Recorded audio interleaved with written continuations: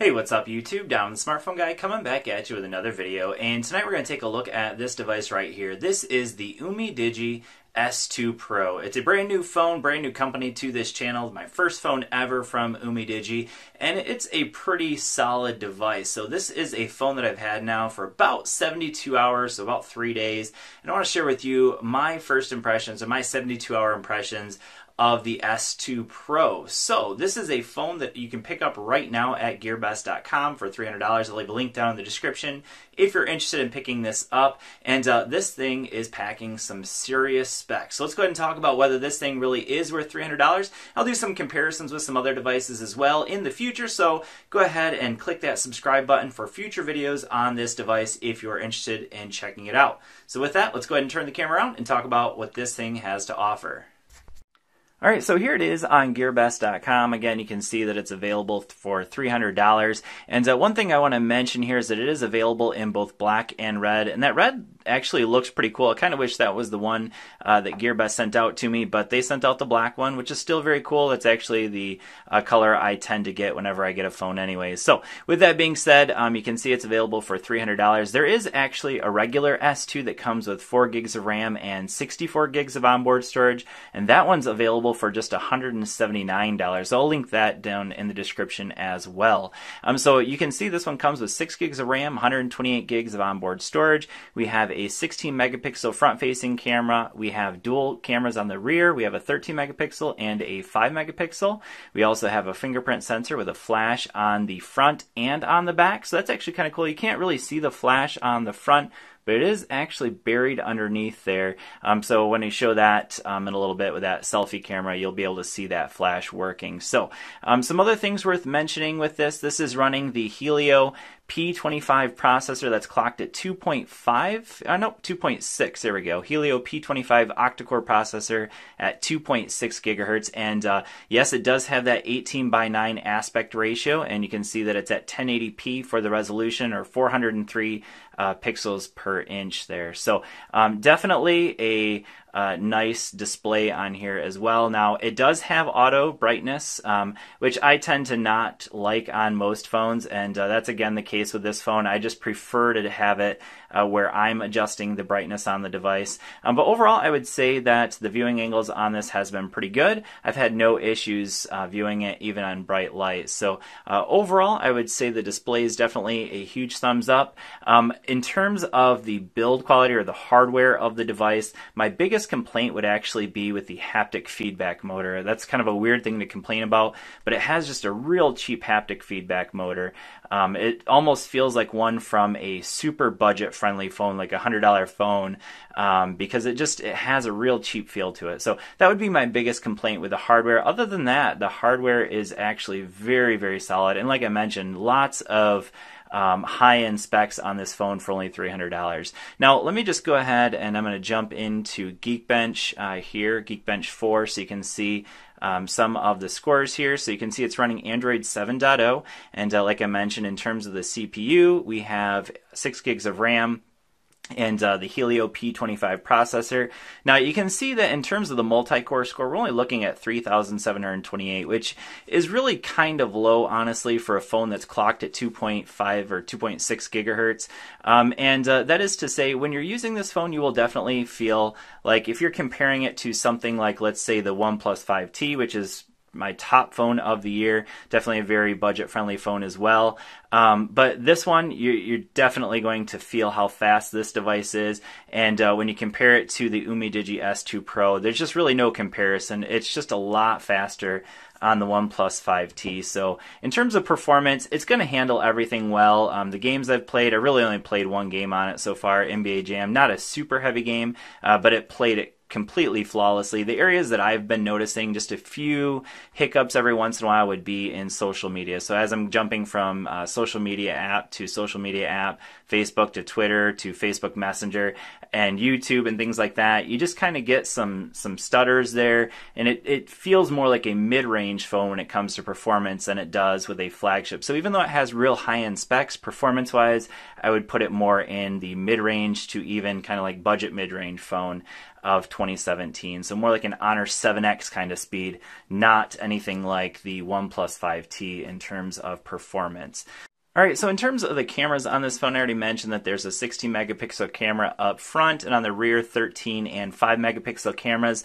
So you can do kind of like a portrait mode look with the S2 Pro, but I will say that it's really quite cheap, honestly, and I kind of feel like it might only use one of the cameras when it's doing it, because what it does is it just kind of blurs out the outsides of the picture and just focuses in on the middle. So it really is not a true portrait mode or bokeh effect there. So definitely kind of weak there on that regard. But you can see some of the shooting modes we have here. In terms of video, it shoots up to 1080p. Now it does actually shoot 4K as well. So if you want to shoot 4K on the rear, you can do that. And I switch it around. We'll switch it over here. So on the front facing camera, you can see that 1080p is the best we have. So hello to the camera. Now, I'm going to throw up some pictures at the end of this video so you can kind of judge it for yourself, how you feel about the cameras. But I'll say that for me personally, they're definitely kind of a mid-range camera, not certainly not flagship quality, nothing like what you get on like the iPhone 8 Plus or the OnePlus 5T. Decent cameras, but certainly not amazing. So if camera quality is super important to you, I would say the S2 Pro may not be the best device for you. Now, in terms of battery life, this thing is packing a 5,100 milliamp hour battery. Of course, it's non-removable. And yeah, this is a full day of usage. I've been using it quite heavily, watching video, doing all kinds of stuff with it, and I'm at 65% at 11 p.m. at night. So that is to say that this battery definitely is easily a one-day battery with no problem. And for most people, I'd say you could easily probably get 2 days of battery with this phone. So battery life-wise, I'm going to give it a huge thumbs up. Now, I would actually go in and show you the battery scores, but unfortunately, their software kind of prevents you from showing screen on time. So if I go in here into the battery and go into battery usage, you'll see that there is no way of displaying the screen on time. So unfortunately, that's not something that you can do. But yeah, I will say that the battery life on this phone has been absolutely fantastic over the 3 or 4 days that I've been using it so far. So battery life is a huge thumbs up. Now, an area that I must say is a thumbs down for me with no question is the software. And that is because they make this phone almost like an iPhone to a point where you can't do anything with the software. You're pretty much just stuck with what they give you, and things that I actually labeled this folder crap you can't delete, because there's a whole bunch of apps that they give you that you just see system app cannot be uninstalled. You can't even disable them. Excuse me, kind of annoying there. This freezer app allows you to go in and freeze some apps to kind of improve the performance of the device, so that is kind of cool. You can see there's a bunch of utilities here, and most of them you cannot delete, which, you know, these are utilities you'd want to have on the phone anyways. So that's cool.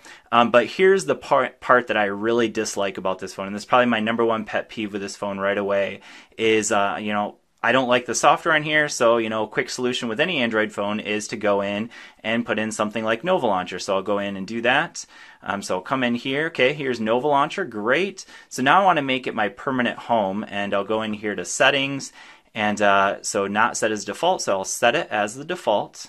And you can see here that it's not an option. So if you go into any other phone that's an Android phone, you'll have the option of selecting a default home, and that is not an option on the S2 Pro. So they basically stick you with their software, which is almost like Apple-like. So you can see there's no app drawer. It basically just puts them in folders. The main difference between this and like an iPhone would be the fact that you can have widgets right here on the home screen. Other than that, it pretty much just puts them in order, and that's really annoying.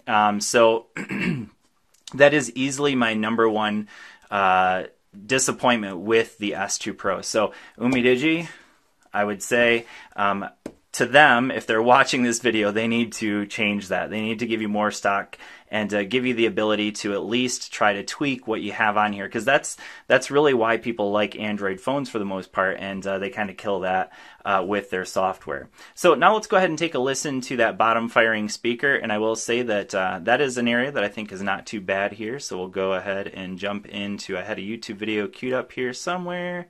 Here it is. All right.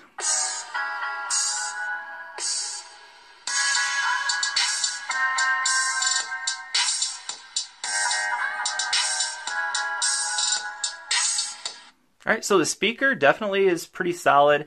Even has a little bit of bass to it, not a whole lot, but it's definitely not a terrible speaker by any means. So I would say the speaker's an area that I think they've done a pretty decent job with.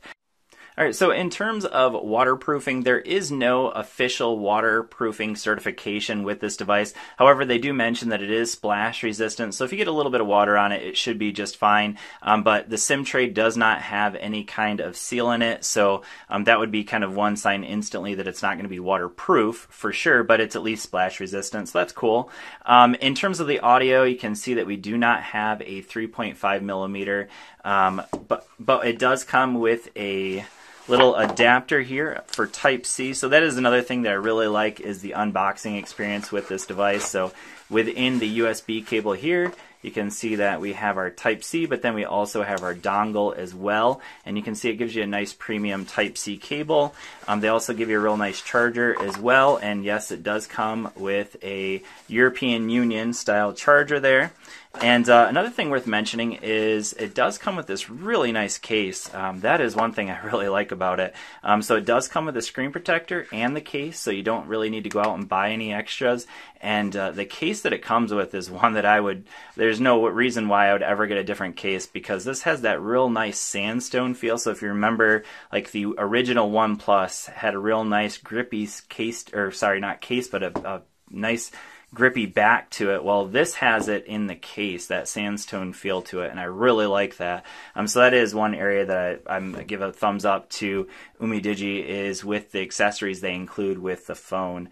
So as far as what I've been getting in terms of my LTE coverage with this device, so I've pretty much been on 4G the entire time, whether I was with T-Mobile or Cricket. So I popped a Cricket SIM in here at one point to test that out. So I've been using it pretty much only with T-Mobile though, and my coverage on this phone is no different than my coverage with any other phone, whether it be like the OnePlus 5T, or what is this? This is the Honor 7X, the Google Pixel 2 XL. My coverage has been the same on this device as with any of my other phones that are unlocked in the US. So this is GSM unlocked, so you should have no problem using it with either T-Mobile or Cricket Wireless or AT&T or any of those networks, as long as they're GSM. So coverage-wise, been fantastic on this phone, so no issues there. So overall, do I recommend the S2? I think for $300, it's got a lot to offer. Easily my biggest negatives, I've already said that haptic feedback motor is really kind of annoying, feels kind of cheap. The software is, for me, easily the biggest negative of this phone. So if you can deal with the software, then it's not a bad device. And then the cameras are okay. Other than that, battery life is fantastic, performance is decent, and overall decent phone, and one that I think is definitely worth probably that $300 price point. And again, check it out down here. Links will be down in the description. Thanks for watching, and I will see you all in the next video. Peace.